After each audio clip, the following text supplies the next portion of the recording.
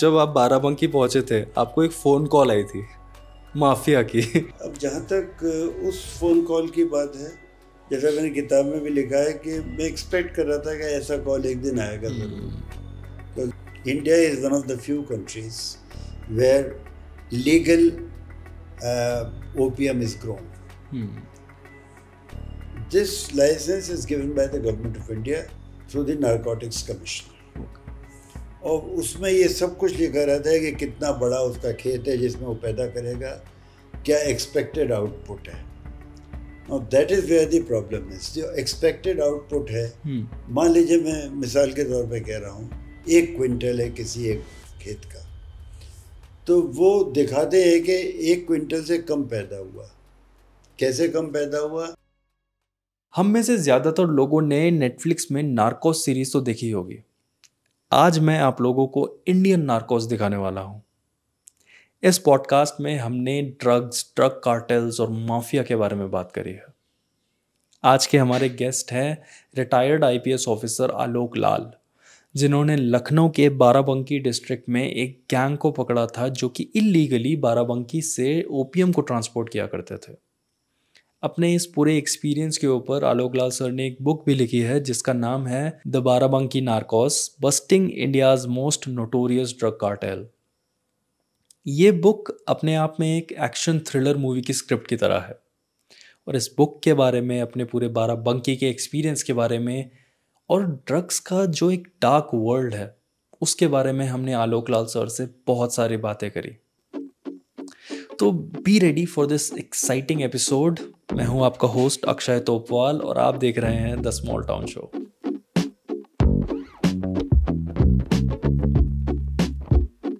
Alright, 3, 2, 1, let's go. Alok Lal sir, welcome to the small town show. Thank you very much Akshay, thank you. Sir, हम कभी कभार ना movies में या न्यूज़ में, इंटरनेट में कुछ ऐसे लोग देखते हैं जिनको देख के हम बहुत मोटिवेट हो जाते हैं। हमें लगता है यार ये क्या हीरो फिगर है, हम इनसे बहुत कुछ चीज़ें सीख सकते हैं। आपकी लाइफ को जब मैं देखता हूँ, जब आपकी लाइफ के बारे में पढ़ता हूँ, तो मुझे वही एक हीरो टाइप फिगर दिखता है क्योंकि आपकी लाइफ एक बहुत ही एक्शन पैक्ड लाइफ रही है। I must tell you that I am very happy to be on the small town show. Thank you so much, sir. और आपने जो मुझसे कहा है उससे तो मुझे मेरी खुशी और बढ़ गई क्योंकि if I can be an inspiration for people and if you think that my life is something that is worth emulating, इससे ज़्यादा खुशी मेरे लिए क्या बात हो सकती है। लेकिन एक बात मैं ज़रूर कहूँगा कि आप शायद कुछ ज़्यादा जेनरस हैं। नहीं सर, आपकी लाइफ जब देखता हूँ तो मेरे को लगता है सुपर कॉप की मैं एक इमेज आपकी बना के चलता हूँ। बहुत इंटरेस्टिंग है क्योंकि कॉप की इमेज अक्सर कुछ दूसरे तरह की होती है जी। तो मैं तो यही कहना चाहूँगा कि जब कभी भी आप पुलिस वाले को कहीं देखते हैं, चाहे जहाँ देखें, चाहे थाने पर देखें, चाहे बाहर देखें, तो आप शायद पुलिस की इमेज कुछ अलग रखते हैं। उस तरह का एटीट्यूड लाइफ में या पुलिस के काम में मेरा नहीं रहा है जी। तो कई बार मुझसे कहा भी गया कि आपको वो सख्ती नज़र आनी चाहिए और आप कुछ ज़्यादा ही शरीफ लगते हैं और लोग ये कहते हैं आप शायराना तबीयत के आदमी लगते हैं। तो अब शायर नहीं चल सकता पुलिस में, ये मुझे बताया गया जी। मुझे नहीं लगता कि बहुत सही है और मैं ये मानता हूँ कि अच्छा पुलिस वाला डेफिनेटली एक ज़्यादा सेंसिटिव इंसान होना चाहिए जिससे कि वह सबकी दुख दर्द को समझ सके, दूसरों के दुख दर्द को समझ के उनके लिए कुछ सॉल्यूशंस निकाल सके। तो जो समाज के नासूर हैं उनको अगर ख़त्म करना है तो पहले उस बीमारी को समझना पड़ेगा। तो इसलिए मैं समझता हूँ कि बहुत ज़रूरी है कि हम लोग इन सारी चीज़ों को समझने के लिए सेंसिटिव दिमाग वाले लोगों को पुलिस में उन पोजीशंस पर रखें जहाँ पब्लिक उनसे कांटेक्ट में आती है। तो आपको जब आप आईपीएस ऑफिसर बने तो आपको डिस्ट्रिक्ट दे दी गई बाराबंकी, तो उस पर मैं अभी आऊँगा। उससे पहले मैं आपकी जर्नी के बारे में थोड़ा जानना चाहता हूँ कि आप कहाँ से बिलोंग करते हैं, आईपीएस बनने का सपना आपने कब देखना शुरू किया, क्यों देखना शुरू किया? मेरी पैदाइश तो भरतपुर में हुई थी जी। भरतपुर राजस्थान में है और मशहूर है इसलिए कि वहाँ पर एक बहुत अच्छी बर्ड सेंचुरी है, तो दुनिया भर की बर्ड्स वहाँ पर आती हैं। बाकी मेरी वजह से मशहूर नहीं है बिल्कुल। उसके बाद फिर मैं बहुत जल्दी मेरे फादर का ट्रांसफ़र वहाँ से हो गया। एक्चुअली मेरे फादर इंडियन पोस्टल सर्विस के ऑफिसर थे, तो उनका एक स्टेट से दूसरे स्टेट में ट्रांसफ़र होता रहता था। तो उस चक्कर में मैं भी उनके साथ साथ जगह जगह गया। राजस्थान से मध्य प्रदेश गए और यूपी में भी रहे, ज़्यादातर यूपी में रहे। आखिरी दिनों में जब मैं बड़ा हो गया था तब यूपी में रहा। तो स्कूल एजुकेशन ज़्यादातर यूपी में हुई और कॉलेज एजुकेशन यूपी में हुई। फिर मैं जो आजकल IIT रुड़की कहलाता है, उस टाइम पर 70s में 1970s में उसको रुड़की यूनिवर्सिटी कहते थे। तो उस यूनिवर्सिटी में पढ़ने चला गया मैं। 1974 में वहाँ से पास आउट हुआ। तो यूनिवर्सिटी चाहती थी कि मैं वहीं पर कंटिन्यू करूँ, रिसर्च स्कॉलर भी बना मैं वहाँ पर। वो चाहते थे कि मैं वहाँ पर टीचिंग करूँ। तो अगर आज आप मुझसे मिलते IIT रुड़की में, शायद रिटायर्ड प्रोफेसर के तौर पे मिलते। लेकिन वो मेरी शायद जर्नी का हिस्सा इसलिए लाइफ कुछ और चाह रही थी आपसे। मैं कुछ नहीं चाह रहा था, लेकिन शायद हालात कुछ ऐसे हुए होंगे कि 1974 में मेरे फादर, जो कि खुद चूँकि सिविल सर्वेंट थे, तो उनको ये आइडिया अच्छा लगा कि मैं भी सिविल सर्विसेज ट्राई करूँ। तो उन्होंने मुझे इनकरेज किया कि मैं यूनियन पब्लिक सर्विस कमीशन का एग्ज़ाम दूँ। UPSC का एग्ज़ाम उस ज़माने में 2-3 हिस्सों में होता था। IPS के पेपर्स कम होते थे, IAS के पेपर्स ज़्यादा होते थे। तो मैंने सोचा कि पहले आसान वाला काम किया जाए, IPS में बैठ जाते हैं। तो ये आप कह रहे थे आपने सपना देखना कब शुरू किया? मैंने शायद वो सपना कभी देखा नहीं था। अच्छा। लेकिन एग्ज़ाम दिया, मैं पास हो गया और मैंने ज्वाइन कर लिया। तो फिर जब वो जर्नी शुरू हो गई तो फिर वही मेरी लाइफ बन गया। तो मैं यही कह सकता हूँ कि ऐसा कोई सपना नहीं देखा था, लेकिन एक सपने जैसी जगह में ज़रूर आ गया। ऐसा लगा कि मैं एक ऐसी जगह लैंड कर गया हूँ जहाँ एक बहुत लंबा सपना चल रहा है। और तकरीबन 37 साल तक मैंने IPS ऑफिसर का काम किया।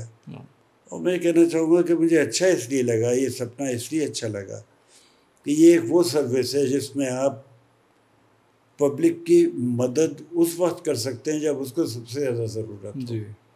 मान लीजिए किसी ने अपने आप बंदी बना लिया है, तो वो अगर अदालत जाएगा तो अदालत में तो दरख्वास्त देनी पड़ेगी ना। उस दरख्वास्त के लिए किसके पास जाएगा? वकील के पास। वो तो बंद है, कैसे जाएगा वकील के पास? लेकिन अगर उसकी खबर पुलिस तक पहुंच जाती है किसी भी माध्यम से कि फ़लाँ आदमी फ़लाँ जगह कोई ले गया उठाकर, तो पुलिस इमीडिएटली उसको छुड़वा सकती है, कोशिश कर सकती है। तो मैं समझता हूँ इसी तरह की और सारी समस्याएं जो होती हैं पब्लिक के सामने आती हैं। तो बहुत अच्छी बात यह है पुलिस की नौकरी में कि मदद करने की संभावना एकदम रहती है। अदालत हैं, उनका काम मुख्यतः लोगों को न्याय दिलाना है, लेकिन उसमें समय लगता है। पुलिस तत्काल कुछ ना कुछ कर सकती है, इमीडिएटली इंटरवीन कर सकती है और कुछ कर सकती है। सर, जैसा आपने कहा कि पुलिस की एक जो जॉब है, पब्लिक की मदद करने वाली जॉब है, बहुत अच्छी जॉब है, जिससे एक सोशल सर्विस भी कर सकते हैं पुलिस वाले। बट आपको लगता है कि जो आपने बात करी पुलिस की जो इमेज बन चुकी है, आपको दुख होता है वो देख के? पुलिस की इमेज 2 वजह से ख़राब है जी। एक तो मैं इसमें ज़रा से भी, I will not mince words, there are colleagues of mine who deserve to have a bad image। कई वो काम ऐसे कर रहे हैं जिसकी वजह से उनका बदनाम होना चाहिए नाम। लेकिन बहुत सारे लोग ऐसे होते हैं और लार्जर नंबर में ऐसे लोग होते हैं जो बहुत मेहनत करते हैं, बहुत ज़्यादा त्याग करते हैं। Imagine an average police officer cannot spend any time with the family. Children are born, the children see the father going in the morning. Sometimes they don't even see him going because he has not come back last night. The previous night he has not come back at all. तो वो कैसे सुबह देखेंगे? और जब तक वो school से लौट के आके थक कर पढ़ कर सो जाते हैं तब वो अपनी ड्यूटी करके वापस आते हैं। तो एक तो ये बात है कि फैमिली लाइफ बिल्कुल नहीं चल पाती है। और दूसरे त्यौहार वगैरह होते हैं, ये सब होते हैं, लोगों से मिलना जुलना, ताल्लुकात। जैसे मैं अपने ही भाई की शादी में नहीं जा पाया था एक बार। तो अपना उदाहरण इसलिए दे रहा हूँ कि आप बीती है। ऐसी आप भी थी और बहुत सारे लोगों की भी है जिन्होंने कई चीज़ें मिस की अपनी ज़िंदगी में। दूसरे, बच्चों की पढ़ाई लिखाई पर बहुत बुरा असर पड़ता है कि आप ऐसी जगह नियुक्त हो जाते हैं जहाँ पर के स्कूल कॉलेजेस तक नहीं होते, तो बच्चे कहाँ जाएँ। तो कई बार बच्चों को कहीं छोड़ना पड़ता है, आप कहीं रहते हैं, तो सबसे बड़ी कैजुअलिटी एक तो फैमिली लाइफ होती है फॉर अ पुलिसमैन। दूसरी चीज़ होती है कि उसको पब्लिक जिस तरह से ट्रीट करती है, चाहे वो पॉलिटिकल मास्टर्स हो, चाहे वो जुडिशरी हो, चाहे हायर ऑफिसर्स हो हर डिपार्टमेंट के, चाहे वो आम जनता हो, उसकी तरफ से पुलिस को इज्जत नहीं मिल पाती है। तो जितना वो सेक्रीफाइस करते हैं उसके लिए उनको इज्जत नहीं मिल पाती है। और विभाग हैं जो कि शायद इतना ज़्यादा त्याग नहीं करते हैं, लेकिन वो पब्लिक को कंट्रोल करने के लिए भी नहीं नियुक्त हुए हैं। तो पब्लिक को कंट्रोल करना, जैसे मान लीजिए आप सड़क पे जा रहे हैं और आपको पुलिस ने रोक दिया कि ये वन वे ट्रैफिक हो गया है, तो किसी को सुनना अच्छा नहीं लगता कि वन वे ट्रैफिक क्यों हो गया, अरे अब हमको बहुत लंबा जाना पड़ेगा। ये काम किसी और को नहीं करना पड़ता है, पुलिस को ही करना पड़ता है। तो इस तरह के जो अनप्लेजेंट काम बहुत सारे पुलिस को मिलते हैं, उसकी वजह से भी एक इमेज ख़राब होती है। तो मैं कहना चाहूँगा कि दोनों तरफ से हाथ चलता है तभी ताली बजती है। एक कुछ हम खराब हैं, कुछ दूसरे हमसे जो अपेक्षा करते हैं वो सही नहीं है। तो सर जो आपने रीज़न बताए, अब वो वजह हो सकती है एक पुलिस ऑफिसर का करप्ट होने की। तो करप्ट होने जी, करप्शन के लिए कोई भी किसी की भी सफाई नहीं दी जा सकती। करप्ट होना किसी भी तरह से जस्टिफाइड नहीं है, जी, वो चाहे पुलिस वाला हो चाहे कोई और हो। जी, अनफॉर्चुनेटली हमारा पूरा समाज अब इस रोग से बुरी तरह से सफ़र करता है। आप मुझे बता दीजिए, जिसको मौका मिलता है वो क्या हाथ नहीं मार लेता हमारे देश में, चाहे जिस लेवल पर चाहे जाओ।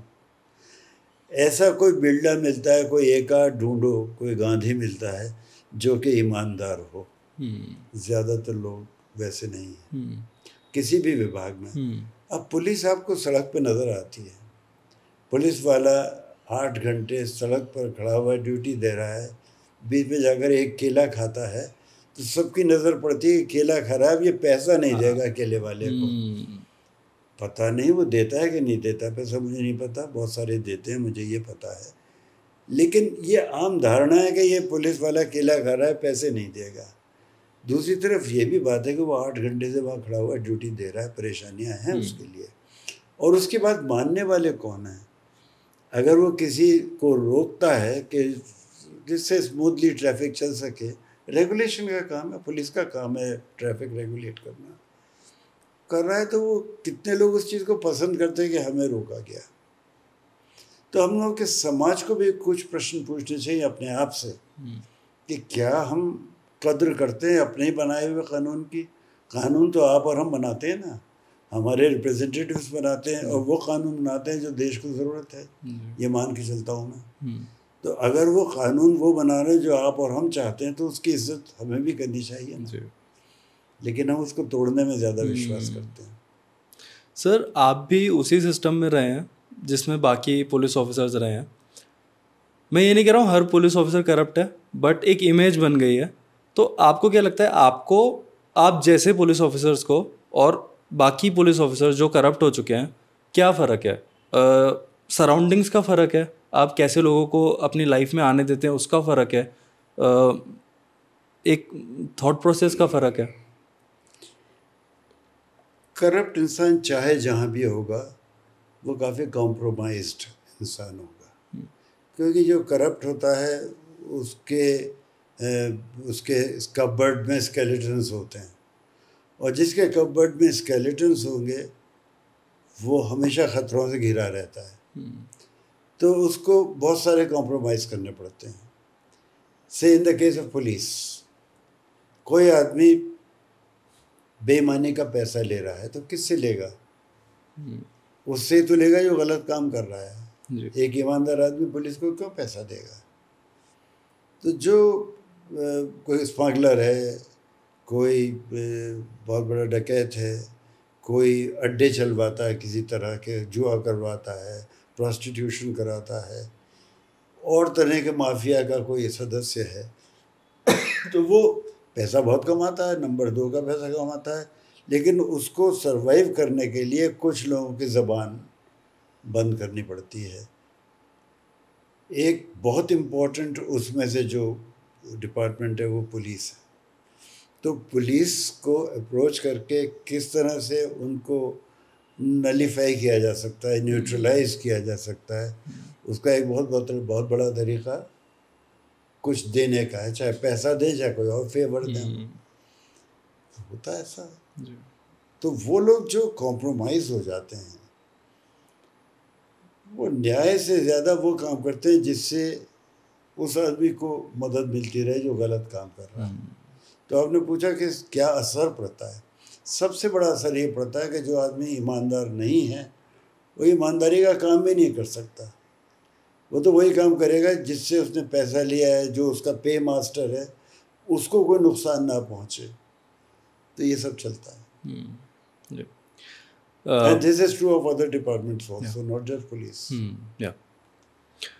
तो आप फिर IPS ऑफिसर बने और आपको एक डिस्ट्रिक्ट दी गई बाराबंकी, जिसमें बम बन रहे हैं, ड्रग कार्टेल्स हैं, हर तरफ केओस है। तो आपको कैसा फील हुआ और आपको क्या लगता है कि आपको वो काम क्यों दिया गया? क्योंकि मैं बुक में पढ़ रहा था कि आपको स्पेशली वो चीज़ वहाँ से बंद कराने के लिए बुलाया गया था। उस वक्त हमारे जो डायरेक्टर जनरल ऑफ पुलिस थे वो एक बहुत ही शानदार अफसर थे, उनकी ख्याति पूरे देश में है, और इतने अच्छे ऑफिसर थे कि जब कमिश्नर ऑफ पुलिस दिल्ली का पद बना, पहले पुलिस कमिश्नर नहीं होता था दिल्ली में भी SSP वगैरह होते थे। तो जब कोई कमिश्नर ऑफ पुलिस का सिस्टम वहाँ इंट्रोड्यूस हुआ तो जो फर्स्ट ऑफिसर वहाँ के कमिश्नर बने दिल्ली के वो JN चतुर्वेदी साहब थे। तो जो JN चतुर्वेदी थे वो हमारे उस वक्त DGP थे जब मैं SP अपॉइंट हुआ। तो उन्हें कुछ ये यकीन था कि मैं ठीक काम करूँगा। उन्होंने बुला के मुझसे बात की, मेरी ख्याति अच्छी थी, तो उन्होंने सोचा कि इसको लगाते हैं, क्योंकि उसके पहले ज़माने में सारे डिपार्टमेंट जो बाराबंकी में काम कर रहे थे वो इन लोगों से पैसा पाते थे, चाहे पुलिस हो या दूसरे संबंधित डिपार्टमेंट हो। यहाँ तक के जो पॉलिटिशियंस थे, पॉलिटिशियंस की तो बहुत दोस्ती होती है ना ब्लैक मनी से। तो जो ब्लैक मनी दे सके वो पॉलिटिशियन के लिए दोस्त होता है, तो वो भी था। तो उस टाइम पर मुझे इसलिए भेजा उन्होंने कि उन्होंने ये सुन रखा था कि मैं जहाँ कहीं भी रहा था मैं पॉलिटिशियन से दब के काम नहीं करता था, शायद ये वजह रही होगी। दूसरी बात उन्होंने सुन रखी थी कि पैसा लेने देने का मेरा कोई बैकग्राउंड नहीं था, ईमानदारी से काम करता था, तो इसलिए भेज दिया होगा उन्होंने। मुझे खुशी ये है कि जो यकीन उन्हें मुझ में था उसको मैं काफ़ी हद तक पूरा कर पाया। मैं तकरीबन 2 साल रहा वहाँ पर, और उस 2 साल के पीरियड में 13 क्विंटल तो हमने ओपीएम पकड़ी, जो कि वर्ल्ड रिकॉर्ड है ओपीएम के मामले में, और इसके अलावा हेरोइन भी हमने पकड़ी। तो ये बहुत बड़ी चीज़ इसलिए थी कि उसका असर ये हुआ कि वहाँ पर जो ये माफिया था वो ध्वस्त हो गया, और कई साल लगे कि वो किसी तरह से ठीक ठाक फिर अपने पैरों पर खड़ा हो सके। माफिया तब से लेकर अब तक कंट्रोल में नहीं आया है, यानी उनकी बिल्कुल टांगें तोड़ दी गई थी उस टाइम पर। तो मुझे लगता है ईमानदारी से काम किया जाए तो ये संभव है कि बड़े से बड़े अपराधी को नियंत्रित किया जा सकता है। बुक में मैं पढ़ रहा था, आपने ओपीएम के बारे में बड़े अच्छे से लिखा हुआ है, और बहुत ही इंटरेस्टिंग चीज़ है वो व्यूवर्स के लिए भी। आप एक बार बता सकते हैं व्यूवर्स को ओपीएम क्या होता है, उसकी खेती कहाँ से होती है, वो लीगली कैसे उसका काम होता है? ओपीएम जिसको कि आम बोलचाल की भाषा में अफीम कहते हैं, तो अफीम का पौधा होता है जिसके लिए ज़मीन उपजाऊ होनी चाहिए। वो वाला आपने बागों में लोगों के लाल रंग का एक पॉपी देखा होगा, सर्दियों में एक फूल होता है पॉपी। तो जो इसका फूल होता है ओपीएम का वही पॉपी होता है, लेकिन उसका रंग कुछ अलग होता है, सफ़ेद भी होता है और हल्का बैंगनी भी होता है। अच्छा, वो अलग रंग का होता है, उसकी पत्तियां बड़ी मिलती जुलती होती हैं। इसका जो पॉड आता है, पॉड क्या है, जिसके ऊपर पंखड़ी निकलती हैं, उसके नीचे जो उसका बेस होता है वो पॉड होता है, और उस पॉड के अंदर से ही वो चाक लगा के ओपीएम निकाली जाती है। तो एक स्टेज आता है उसके पेड़ की ग्रोथ में जब उस पॉड को आप चाक कर सकते हैं, और फिर उसमें से वो टपकता है। इनिशियली वाइट कलर का ट्रांसपेरेंट सा एक लिक्विड टपकता है उसमें से, फिर वो धीरे धीरे धीरे डार्कन होता जाता है, फिर करीब करीब ब्लैक हो जाता है। That is the raw opium. उसको फिर तरह तरह से केमिकल्स के उपयोग से उसको फिर उस लायक बनाया जाता है कि वो कंज्यूम किया जा सके। उसी में से एक बड़ी यूज़फुल चीज़ निकलती है जो कि इंसानों के भी जानवरों के भी दर्द का बहुत अच्छा एक उपाय होता है। उसी के लिए आपको मॉर्फिन के इंजेक्शंस दिए जाते हैं। जो मॉर्फिन पार्ट होता है ऑफ द ओपियम प्लांट, वो एक्सट्रैक्ट करके रोगी को दिया जाता है जिससे उसका दर्द कंट्रोल हो सके। तो ये इसकी मेडिसिनल वैल्यू बहुत ज़्यादा है। तो ये उसका लीगल काम है, जो लीगली अच्छा काम है। तो जो लीगली पैदा किया जाता है ओपियम, सारा ओपियम इंसिडेंटली एक लीगल लाइसेंस के तहत पैदा किया जाता है, और उसके लिए दुनिया भर में कुछ जगह निर्धारित हैं। India is one of the few countries where legal opium is grown. This license is given by the government of India through the Narcotics Commissioner.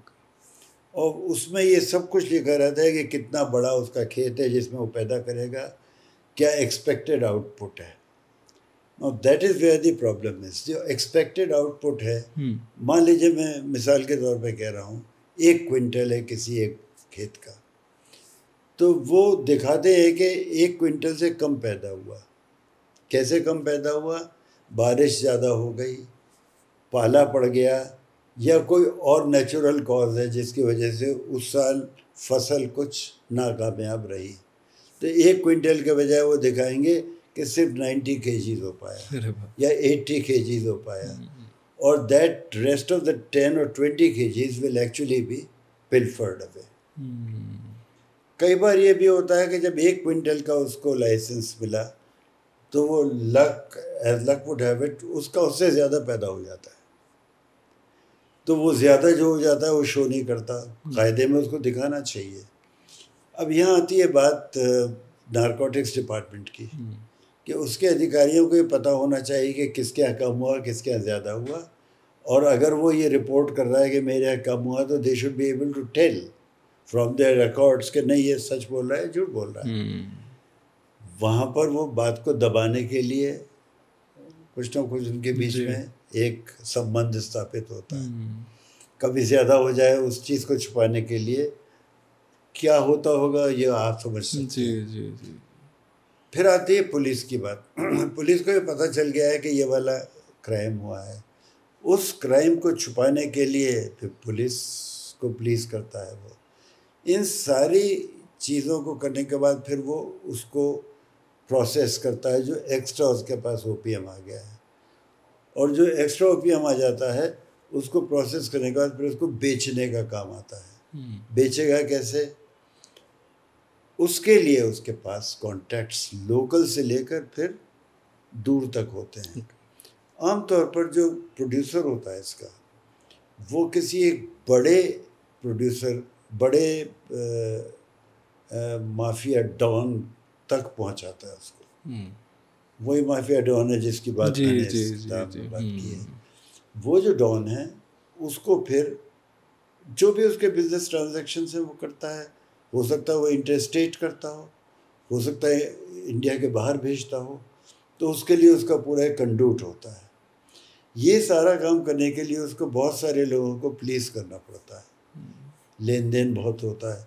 और आपको ये आइडिया हुआ होगा किताब पढ़ने से कि जो चीज़ यहाँ पर शुरू में 100 रुपये की बनी थी, वो वहाँ पहुँचते पहुँचते उसकी 1000 गुने दाम की हो जाती है। तो इतना लंबा चौड़ा उसमें उसका प्रॉफिट है। Unfortunately for him and unfortunately for the entire system, this entire profit is illegal. Therefore, it is black money. And black money is seldom put to good use. तो वो उसके लिए तो गुड यूज है कि उसके पास black money है, तो वो लोगों को खरीदता फिरता है, वो भी खुश रहता है, वो लोग भी खुश रहते हैं जिनको मिल रहा है। लेकिन समाज को बहुत नुकसान होता है इससे, क्योंकि जहाँ ब्लैक मनी होती है वहाँ असली पैसे की कीमत गिर जाती है। आपको इस बात का आइडिया होगा कि जब सर्कुलेशन में ब्लैक मनी ज़्यादा होती है तो जो रियल करेंसी है उसकी डिवैल्यूएशन हो जाती है। तो जो आप पहले, आज आप देख रहे हैं कि हर चीज़ इतनी महंगी है, जो चीज़ हमारी पहले महीने भर के लिए 100 रुपये में आ जाती थी वो अब प्रतिदिन 100 रुपये की आती है। तो ये जो लगातार महंगाई बढ़ती है उसकी एक वजह ये भी है कि हमारे रुपए की कीमत गिरती चली जाती है as compared to the market forces they play. और वो मार्केट फोर्सेस में सबसे बड़ा रोल प्ले कर रही है ब्लैक मनी। तो हम सबको परेशानी होती है, नुकसान होता है। दूसरी तरफ नुकसान उनका जो कंज्यूम करते हैं, कंज्यूमर को कितना बड़ा नुकसान होता है। ओपीएम से हम क्या क्या ड्रग्स निकाल सकते हैं? हेरोइन, कोकेन इसी में से निकलते हैं? नहीं, ओपीएम, अब देखिए ह्यूमन इंजेन्युइटी की तो है कमाल, तो उससे वो अलग अलग एक्सट्रैक्ट बनाते हैं और बेसिकली जो जिससे नशा होता है वो उसका जो एलिमेंट है वो तो सब में कॉमन रहता है। ओके। लेकिन उसका जो रूप है वो बदल जाता है, फिर लोकली अलग अलग नाम होते हैं उसके। तो अब मैं सारे नाम गिनाने लगूंगा तो आपका बहुत टाइम लग जाएगा। तो मैं सिर्फ ये कहना चाहूँगा कि यूएसए में किसी एक स्ट्रीट में उसका कुछ एक नाम है, न्यूयॉर्क में मान लीजिए, हो सकता है कि शिकागो में उसका नाम बदल जाए। तो ये तो यूएस की बात होगी, पूरी दुनिया में इसी तरह से। अब जो अफ़गानिस्तान में उसका नाम चलता होगा वो पंजाब से मिलता जुलता हो सकता है, होता हो, लेकिन अलग भी होगा। हाँ। फिर यूपी आ जाइए तो यहाँ के अपने कुछ और नाम चलते हैं। तो असलियत तो यही है कि जहाँ तक ओपीएम है उसका मेन फंक्शन वो नशा कॉज करना है जिसके लिए सब दीवाने हो जाते हैं। सर उस पर अभी मैं आऊँगा। उससे पहले सर मेरे को आपसे ये पूछना है कि जब आप बाराबंकी पहुँचे थे आपको एक फ़ोन कॉल आई थी माफिया की। उस समय सर क्या फील हुआ आपको? क्योंकि वो आपको एक तो पैसे ऑफर कर रहे थे और पता नहीं सर मेरे को ऐसी फ़ोन आया मैं तो डर के भाग जाऊँ। आपको उस समय कैसा फील हुआ? नहीं, डर के भागने के लिए तो ये नौकरी की नहीं जाती है। जी। अगर आप पुलिस में हैं तो फिर तो डर से जी बिल्कुल आपको ऊपर उठना पड़ेगा। अब जहाँ तक उस फ़ोन कॉल की बात है, जैसा मैंने किताब में भी लिखा है कि मैं एक्सपेक्ट कर रहा था कि ऐसा कॉल एक दिन आएगा ज़रूर, क्योंकि हमने एक्शन लेना शुरू कर दिया था और मुझे मालूम था कि एक न एक दिन उन पर इतना गंभीर असर पड़ने वाला है कि वो तिलमिला जाएंगे। और वो असर उस दिन जब पड़ा तो मेरे पास तस्सन का फ़ोन आया जी। और तस्सन मुझे बहुत अच्छी खासी रकम दे रहा था। उस टाइम पर उस रकम की जो भी वैल्यू रही होगी वो आज के करोड़ रुपए के बराबर होगी। तो कुछ 1 लाख के अराउंड ऑफर हुआ था शायद। 1 लाख के अराउंड ऑफर हुआ था, इसके अराउंड 6 लाख के अराउंड। ओके 6 लाख शायद। वो 6 लाख तब 1984 में 6 लाख आज के कम से कम 60-65 लाख के बराबर। जी। और उसने ये भी कहा था कि आप इस बार इतना ले लीजिए, फिर आपकी सेवा होती रहेगी, बढ़ता जाएगा, आपकी खिदमत होती रहेगी। इसका मतलब ये है कि हम अपना धंधा चलाएंगे, आपको खुश रखेंगे। तो मुझे वो मंजूर नहीं था और मुझे बहुत एक तरह से ये अच्छा लगा कि हमारे कोशिशों का ये असर हुआ है कि पुलिस ने उस ट्रक को रोका जिस पर 4.5 क्विंटल ओपीएम था जी। और हमारी उम्मीदों पे खरे उतरे, वो ईमानदारी से काम किया। उसमें तो काफ़ी कुछ हुआ था। तो ये कोशिश कोई आसानी से नहीं होती है। इसके लिए एट द लीडरशिप लेवल, और डिस्ट्रिक्ट में तो पुलिस का लीडर वहाँ का एसपी होता है जी। तो उस लेवल पर अगर कोई ये अपनी इंटेंशन क्लियर कर देता है कि मैं ये नहीं चाहता हूँ, ये नहीं होना चाहिए, इसको रोकना है, और वो अपनी एनर्जी, अपना इंटेंट सब कुछ इसी काम में लगा देता है। तो मुझे ऐसा लगता है कि आपके साथ जो लोग काम कर रहे हैं, धीरे धीरे उनको भी समझ में आ जाता है कि अब और कुछ नहीं कर सकते, यही करना है। तो अच्छे लड़के थे वो, जिनको चूज करके लगाया गया था। मैंने ये भी लिखा है कि वो जो टीम मैंने वहाँ पर लगाई, वो टीम ऐसी थी जो कि हॉर्सेस फॉर कोर्सेस कहते हैं ना, तो हॉर्सेस फॉर कोर्सेस थे, और they were the ones who were expected to deliver. Luckily they did, and that was the beginning of a huge success thereafter. Yeah. बस सर, आपके इन्फॉर्मर्स भी जो थे वो कुछ तो एडिक्ट्स ही थे, और कुछ ऐसे लोग थे जो एडिक्शन से परेशान थे, उनकी पर्सनल लाइफ ख़राब हो रही थी। आपने इन तरह के लोगों पे ट्रस्ट करना कैसे आपने सोचा कि ट्रस्ट कर सकते हो, क्योंकि ये लोग तो उसी चीज़ से गुजर रहे हैं? तो आपकी वो पुलिस इंस्टिंक्ट थी या क्या था? भाई अक्षय, पुलिस इंस्टिंक्ट तो पता नहीं थी कि नहीं थी, लेकिन एक बात मैं समझ गया था कि जो मेथड्स तब तक इस्तेमाल किए गए थे वो सफल नहीं हो रहे थे। तो कुछ तो नया करना था, और क्या नया हो सकता था, वो गुरजीत के आने पर मुझे बहुत अच्छा आइडिया मिला। गुरजीत वो लड़की थी जिसकी शादी कुछ ही दिन पहले हुई थी, और उसका हस्बैंड पड़ गया था इस धंधे में। तो उसने आकर जब मुझे अपनी कहानी बताई कि किस तरह से उसका हस्बैंड बिहेव कर रहा है, और फिर जब हमने थोड़ा बहुत उसमें कुरेदा उस चीज़ को, तो उससे ये निकल कर आया कि वो एक्चुअली फंस चुका है इस फंदे में, और वो इस धंधे में फंस के उसका ये हाल हो गया है कि अब वो दर दर का हो गया है। उसने अपना बिजनेस बेचा और अपनी बीवी के गहने तक चुराने के मूड में था। तो वो जब वो मुझसे मिलने आई थी गुरजीत, तो सारे गहने पहने हुए थी, और मुझे ये लगा कि किसी पार्टी से आ रही है, ऐसा लग रहा है। तो उसने पूरी जब कहानी बताई, फिर मुझे लगा कि इसके हस्बैंड के थ्रू, सतवंत के थ्रू बहुत कुछ पता लगाया जा सकता है। ऐसे ही फिर जब कभी भी मेरे पास कोई फैमिलीज आई, उनकी फैमिली में किसी को कोई प्रॉब्लम थी, तो उनके आने पर मैंने उनकी बातें सुनी और ये समझने की कोशिश की कि इसमें मैं क्या फ़ायदा उठा सकता हूँ। ये नहीं कह रहा हूँ कि उनकी परेशानी में अपना फ़ायदा देख रहा था, लेकिन मेरा फ़ायदे का मतलब ये है कि मैं इस बेसिस पर क्या इन्फॉर्मेशन गैदर कर सकता हूँ। How can I use these people to help me in my cause and in the cause of the police, in the cause of the government, in the cause of the society at large. तो वो हो पाया। I am very glad कि वो हो पाया, नहीं तो अगर वो सफल ना होता तो लोग कहते हैं क्या बच्चों जैसी बातें कर रहे हो तुम, जो एडिक्ट है उसी से पूछ रहे हो। लेकिन लकीली सक्सेसफुली हो गया। तो वो सारे कुछ नाम तो मैंने उसमें दिए हुए हैं, कुछ लोगों से क्या बात हुई आपको पता ही है। एक हसन था उसमें, वो क्रिकेट खेलता था, वो तो आखिर में भी मिला मुझसे बहुत साल बाद जाकर। तो ऐसे ऐसे लोग जो थे उस मिलते गए, जुड़ते गए, लोग जुड़ते गए और कारवां बनता गया।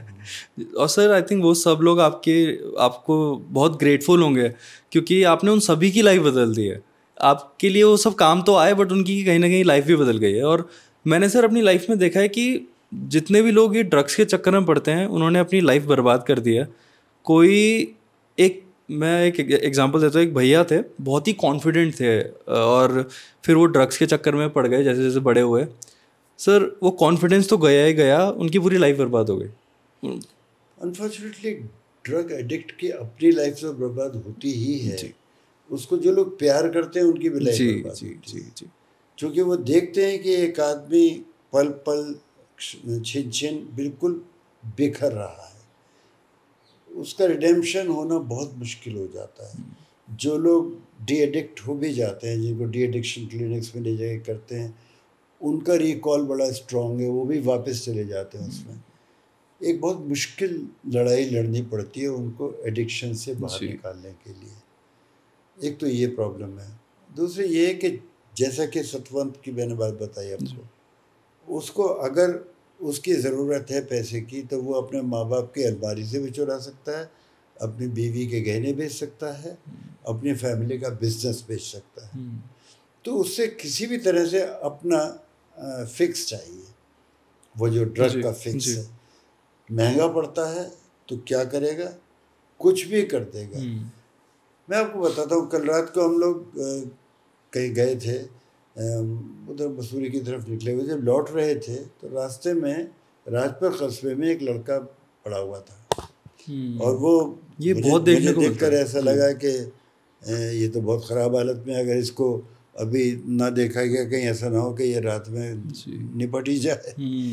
तो फिर मैंने वहाँ पुलिस स्टेशन को फ़ोन किया और उनसे कहा कि इसको आप संभालिए।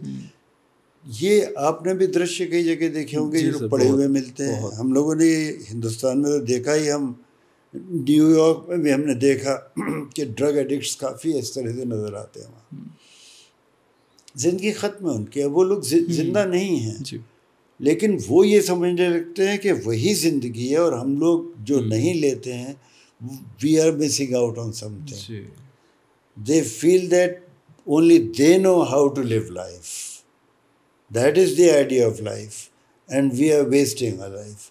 तो उनके दिमाग में ये जो एक प्रॉब्लम आ जाती है, देखिए मैं आपके इख्तिताम में वो लाइन पढ़ के सुनाना चाहूँगा जिसमें शुरू में लिखी है ऑक्टाविया पाज की। कहते हैं, drugs are nihilistic, they undermine all values and radically overturn all our ideas about good and evil, what is just and what is unjust, what is permitted and what is forbidden. तो जो आदमी इस stage में पहुंच गया है कि वो इस बात की तमीज़ नहीं कर सकता कि क्या अच्छा है, क्या बुरा है, क्या सही है, क्या गलत है, क्या permitted है, क्या forbidden है, a person like that can be of no help to himself, of no use to himself, of any use to the society। और उसके समाज में समस्याएं हैं, उसकी वजह से ब्लैक मनी इतनी चलती है। ब्लैक मनी चलती है तो आपका और हमारे रुपए की कीमत गिरती है, तो आपके लिए और हमारे लिए दूसरी परेशानियां पैदा होती हैं।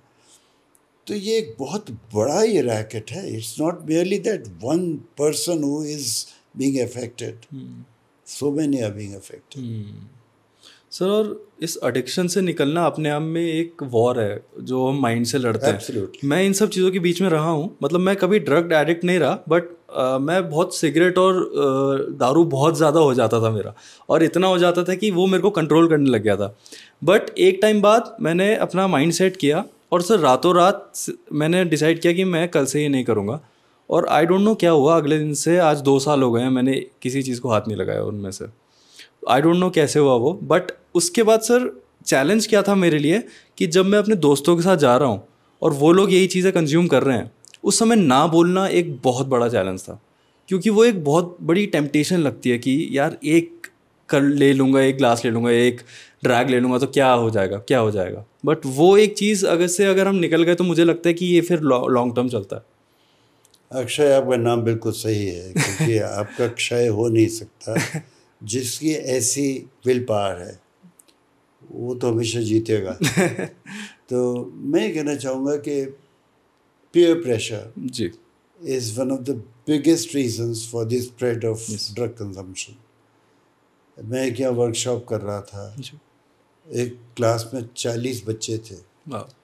40 बच्चों में से एक बच्चा उस वर्कशॉप में आकर बोला, और उसने कहा कि मेरी क्लास में कम से कम 30 बच्चे ऐसे हैं जो कि ड्रग्स करते हैं, और जो 10 बच्चे नहीं करते हैं उनको लगातार ये दिखाया जाता है कि तुम लोग इन्फीरियर हो, तुम डरपोक हो, तुम you are good for nothing. तो 30 लोग जब उन 10 लोगों को कहते हैं धीरे धीरे मैंने देखा कि उन 10 में से लोग टूटने शुरू हुए, and at one stage there were just 2 of them left. तो उनमें से एक हमारे वर्कशॉप में आया था। दूसरी बात ये होती है कि जब पीयर प्रेशर पड़ता है, लोग ऐसा करने लगते हैं, किसी क्लास में 40 में से 30 बच्चे या ज़्यादा हो गए हैं, तो वो ज़रूरी हो जाता है कि वो इंस्टीट्यूशन इस बात को एक्सेप्ट करे कि उनके यहाँ समस्या है। जब वो इंस्टीट्यूशन उस बीमारी को मान लेता है बीमारी है तभी तो इलाज करेगा, लेकिन लोग छुपाने की कोशिश करते हैं। फैमिली वाले भी छुपाते हैं, वो स्कूल कॉलेज वाले भी, कॉलेज की बदनामी होगी वो भी छुपाते हैं। तो छुपाने से तो घाव कभी ठीक होगा नहीं ना, उसका तो इलाज ही करना पड़ेगा। तो ये घाव नासूर बन जाता है, फिर एक दिन जान ले लेता है। तो ये बड़ी समस्या है। पीयर प्रेशर की डेफिनेटली बहुत strong, I must congratulate you Akshay, you really overcame a huge challenge, and you must be held up as an example of one who has done it. Most wonderful. शुरू में से मेरे दोस्तों को यकीन नहीं हुआ, उनको लगा 2 दिन का है ये, बट कुछ टाइम बाद उन्हें रियलाइज हुआ कि अब ये तो सच में बदल गया है. बहुत बड़ी बात, बहुत बड़ी बात. शाबाश. एक चीज़ है जिसके लिए मैं बहुत प्राउड हूँ, वो ये सच में है. You should be proud of this because it's not easy. It is not easy, and the recall is so strong कि बड़ा मुश्किल होता है उस रिकॉल से छुट्टी पाना. जी, वो तो है. आपने सर ड्रग एडिक्ट्स के बारे में एक बड़ी प्यारी लाइन लिखी है इसमें कि they are not criminals, they are the victims of a crime. वो मेरे को बहुत सही चीज़ लगी. ऐसा है, ये मैं जैसे कि अभी तक एक्सप्लेन कर रहा था, ये क्राइम एक बहुत बड़े स्केल पर होता है, इंटरनेशनल स्केल पर होता है, और इसमें बहुत बड़ा पैसा इन्वॉल्व है. और आपने वो नार्कोस सीरीज तो देखी होगी. जी सर. वो तो एक इंसान की बात है, लेकिन साउथ अमेरिका की कोई शायद ही कोई ऐसी कंट्री है जो कि इस प्रॉब्लम से बची हुई हो. बहुत सारी कंट्रीज दुनिया में ऐसी हैं जिनकी सरकारें इस पैसे से चल रही हैं, नंबर 2 के पैसे से. और I must say the biggest power in the world supports these governments, क्योंकि उनको सूट करता है किसी तरह से कि अगर आप कमज़ोर आदमी को वहाँ का प्रेसिडेंट बना के रखेंगे तो एक दिन जब जो मर्जी आएगी उनसे काम कराते रहेंगे आप. तो ये जो समस्या है इतनी ह्यूज है, इतनी बड़ी है कि छोटे छोटे लोगों को तो समझ में भी नहीं आ सकता वो किस चीज़ का एक हिस्सा है, कितनी बड़ी चीज़ का एक हिस्सा है. तो मैं ज़रूर कहना चाहूँगा कि उस ह्यूज क्राइम का एक छोटा सा, बहुत ही छोटा सा एक हिस्सा बनने वाले को पता भी नहीं चलता वो क्या कर रहा है. तो definitely the victim is not a criminal, he is just a victim. बिल्कुल. सर अभी आपने नार्कोस सीरीज़ की बात करी, उसमें सर एक सीन था जिसमें पाब्लो एस्कोबार की बात पूरी सीरीज़ थी जो फर्स्ट सीज़न था. तो वो जब प्लेन से ड्रग्स ले जा रहा था तो उसने प्लेन के टायरों के अंदर ड्रग्स छुपा दिए थे. तो ये कुछ चालाकी थी उसकी. इंडिया में क्या चालाक लोग मिले आपको?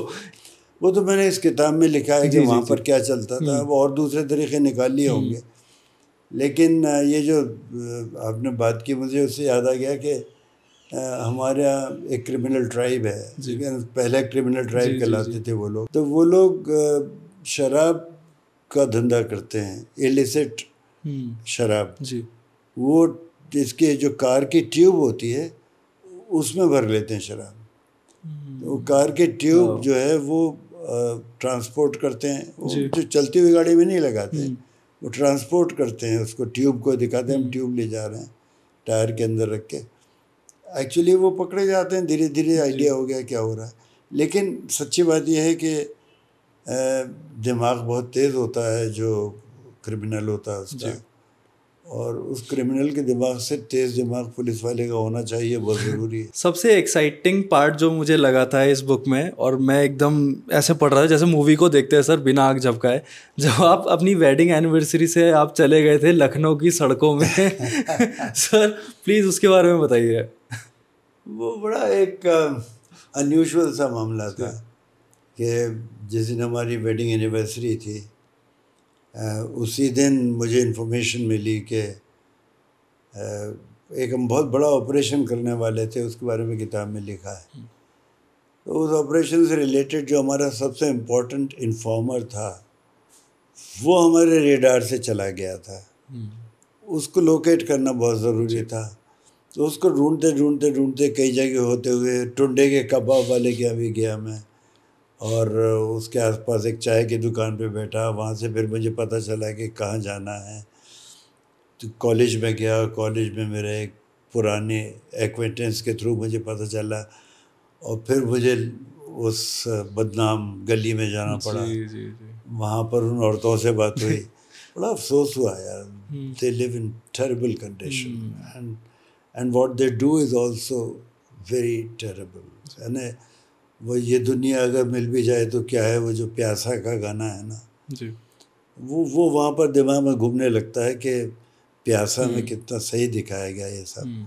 खैर, तो वहाँ जब मैं गया तो वहाँ से मुझे इन्फॉर्मेशन मिली कि वो किसके थ्रू मिल सकता है हमारा informer. Finally because of that the informer was found. पीछे जो मेरे गेस्ट थे घर पे वो नाराज़ होकर कुछ तो चले ही गए थे। जब तक मैं घर लौटा तो मुझे एक बहुत नाराज़ परिवार भी मिला। सब लोग कह रहे थे। सर मुझे ये पूछना था मैम कितनी नाराज़ थी उस समय? ये बताने से पहले मेरा कॉफ़ी के घूंट लेना ज़रूरी था। बिल्कुल।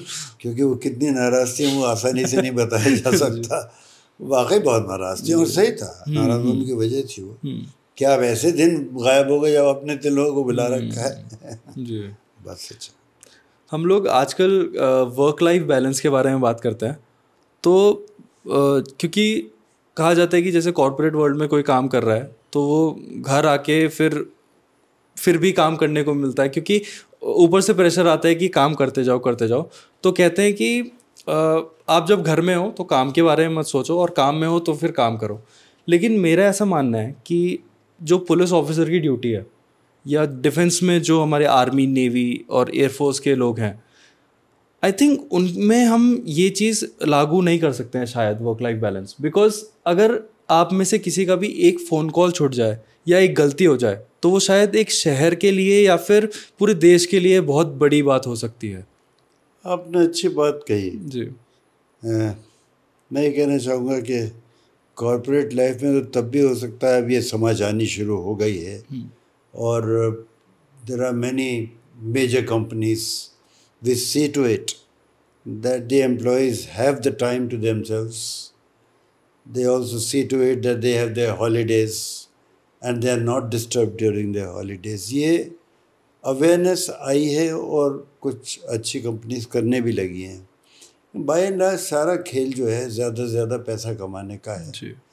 तो वो चाहे कंपनी वाला हो चाहे वो एम्प्लॉय हो, सब लोग ये चाहते हैं कि जितना कमाएंगे उतना ही प्रॉफिट होगा, उतना ही हमारा बोनस बढ़ेगा and so on so fourth.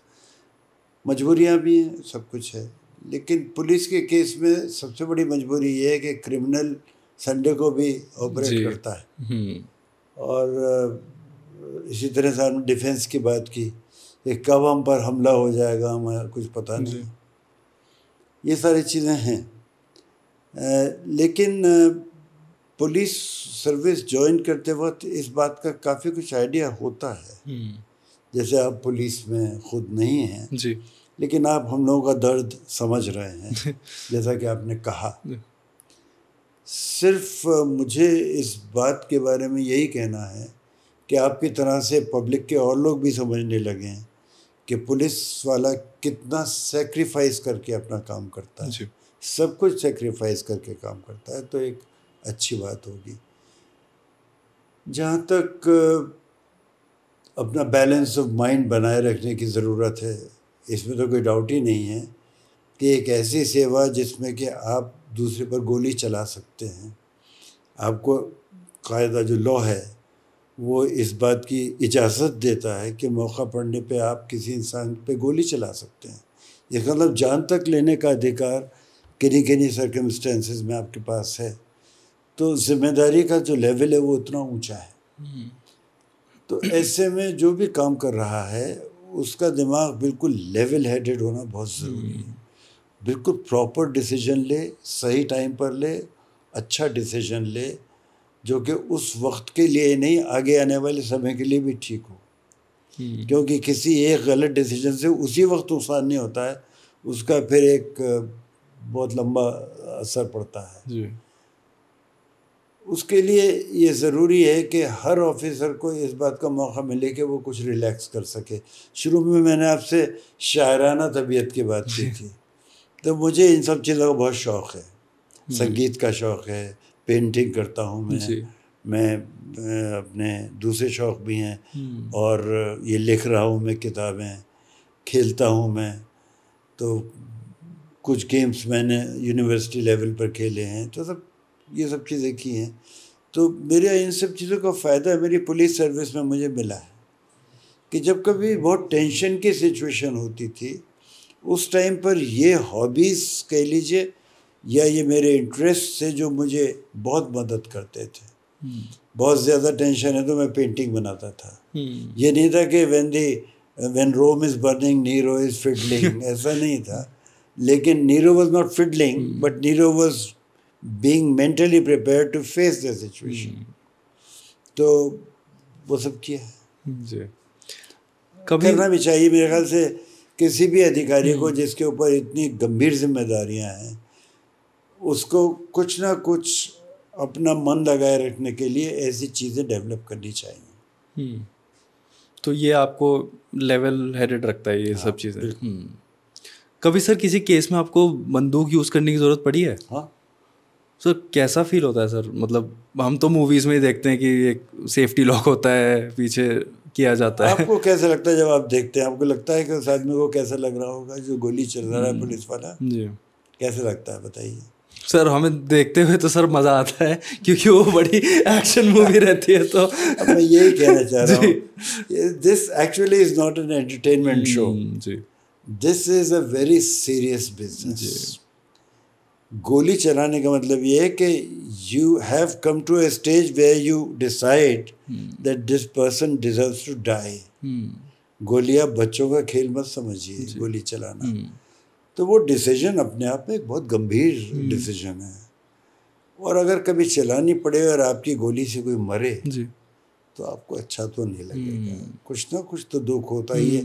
हाँ, मैं अपने केस में कह सकता हूँ कि एक दो बार ये ज़रूर लगा कि मेरी या मेरी टीम ने अगर किसी बहुत बड़े बदमाश को मारा, चाहे वो डकैत हो, चाहे कोई और तरह का कत्ल करने वाला आदमी है या कोई माफिया का आदमी है, वो अगर मरा है तो मैंने उसकी बहुत तारीफ़ की है, अपनी टीम की, अपने लोगों की, ख़ुद भी मैंने अच्छा महसूस किया है। लेकिन कई बार कुछ केसेस में ये भी हुआ है कि मैं सोचने पे मजबूर हुआ क्या इससे कुछ कम हो सकता था। ऐसा होता है। मैं बुक में वापस आता हूँ। आपने ड्रग माफियाज के नाक में दम कर दिया था, वो आपसे इतने परेशान हो गए थे कि उन्होंने सोचा कि अब तो इनको हटाना ही है यहाँ से कुछ भी करके, तो कुछ दंगे करा दिए गए, उसके बारे में आप बताएंगे? हाँ, वो एक्चुअली पूरे हिंदुस्तान में उस पर्टिकुलर घटना का असर हुआ था। घटना क्या थी? वहाँ पर उस ज़माने में ये जो बाबरी मस्जिद थी मैंने टूटी नहीं थी, और उसको लेकर मुस्लिम्स ने एक एजिटेशन पूरे इंडिया में किया था और उन्होंने शांतिपूर्वक गिरफ्तारी देने का तय किया था। हमारे ज़िले में बाराबंकी में वो गिरफ्तारियाँ शांतिपूर्वक होनी थी, सारी बातें उनसे भी तय थी, हमारे यहाँ पूरी व्यवस्था भी शांतिपूर्वक गिरफ्तारियाँ करने की थी। उसके लिए बसेस लगा दी गई थी, फोर्स लगा दिया गया था, जगह डिसाइडेड थी, सब कुछ था। उनके और हमारे ऑफिसर्स के बीच में खूब बातचीत चल रही थी, बल्कि वो लोग आकर कभी चाय और कभी खीरा और कभी ककड़ी इस तरह की चीज़ें खिला भी रहे थे, बड़ा अच्छा चल रहा था। उसी के बीच में इन लोगों ने बदमाशी की और जानबूझकर वहाँ पर गोली चलाई, बम फेंके, और जब उनके पोस्टमार्टम हुए थे उनके शरीर से जो निकला उससे पता चला कि उनके ऊपर लोकली मेड वेपन्स की गोलियां चली थी। हमारी भी गोलियां थी उसमें, पुलिस की 303 वाली गोलियां भी थी, लेकिन कुछ लोगों के वो भी थे। तो उसमें ये बात क्लियर हुई, बाद में आपने किताब में पढ़ा भी होगा कि उसकी इंक्वायरी बहुत हाई लेवल पर गवर्नमेंट ऑफ इंडिया ने भी की, इंटेलिजेंस ब्यूरो भी आया उसमें, और हमारी लोकल यूपी गवर्नमेंट ने तो कराई ही। और शुरू में पुलिस को सपोर्ट भी किया गया था, बट हाँ, वीर बहादुर सिंह जी हमारे उस वक्त चीफ मिनिस्टर थे, वो आए रात को, एक बार मैंने लिखा है इसमें, पूरे रात को उन्होंने पूरा दौरा किया और उसके बाद उन्हें यकीन हो गया कि हमने सही काम किया है। लेकिन जब 16 आदमी मरते हैं तो वो एक कोई मामूली घटना नहीं है, उससे पूरा देश हिल जाता है कि ऐसी क्या चीज़ हुई कि 16 आदमी एक साथ गोली के शिकार हुए। ये बहुत बड़ी चीज़ है, होना नहीं चाहिए। तो ऐसे में सरकार हिलने लगी, ये सब कुछ हुआ, मैंने सब लिखा हुआ इसमें। तो ये सारी चीज़ें जब होती हैं तो कुछ ना कुछ at the level of the government they decide that we have to do something which the society will say, the public will say, the voter will say कि सरकार ने सही कदम उठाया है। उन्हें कुछ ना कुछ तो करना ही था। तो उन्होंने जब उनको ऐसा लगा कि अब वक्त आ गया है कि बलि का बकरा बनाया जाए तो बना दिया। जी। तो सर ये बुक बहुत बड़ी हिट रही है आपकी, इतनी हिट रही कि इसके ऊपर एक सीरीज भी बन रही है। हाँ जी। तो उसके बारे में सर बता सकते हैं कि आप क्या चाहते हैं कि अगर आप पे ऑप्शन हो कि आपका रोल कौन प्ले करे, तो आप क्या क्या सोचेंगे कि कौन प्ले करे? मुझे पता नहीं, मुझे ऐसा लगता है कि ऐसा तो कोई हुआ ही नहीं जो मेरा रोल कर सके। But more seriously, I think there are very competent actors right now. People like Nawazuddin Siddiqui, and there are so many of them these days. Any one of them, any of these competent actors can play my role.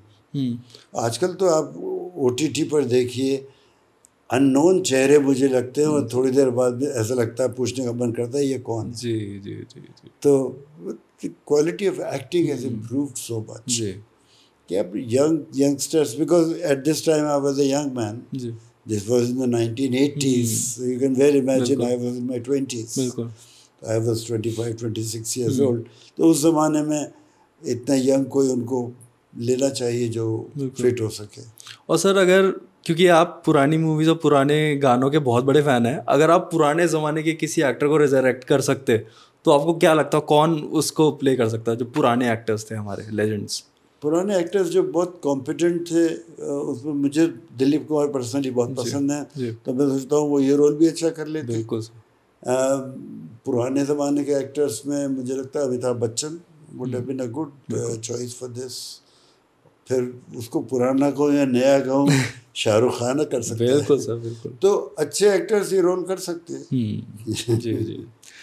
Sir मुझे ये book पढ़ने के बाद सिर्फ एक movie like situation ही नहीं दिखी, बल्कि मैं बहुत कुछ सीखा हूँ सर कि रिस्क लेने के इम्पोर्टेंस क्या होते हैं।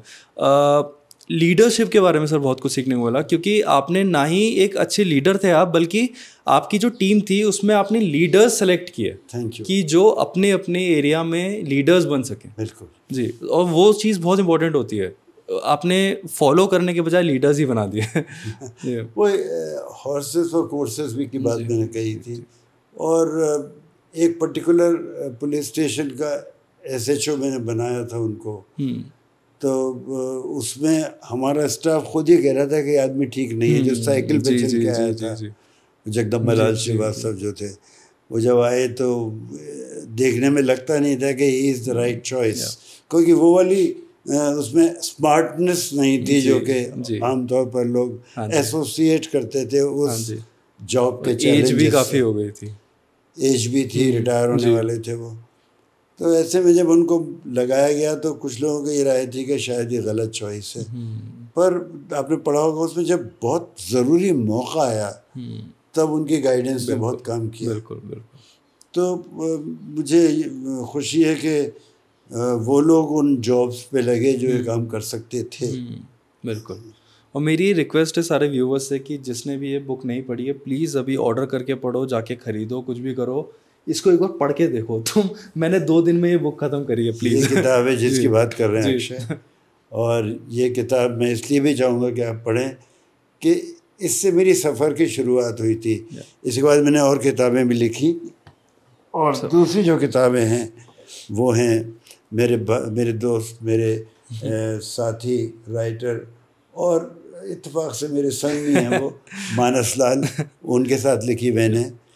And this book murder in the by lens is a very popular book also, और इससे आपको बहुत सारे हिस्ट्री के वो आइडियाज़ होंगे जो कि न सिर्फ कानपुर की हिस्ट्री से मतलब रखते हैं, बल्कि हमारे देश की मॉडर्न हिस्ट्री में जो सबसे बड़ा इंसिडेंट हुआ है, जो बाबरी मस्जिद का डिमोलिशन, उसकी वजह से हमारे देश का इतिहास बदल गया। बिल्कुल।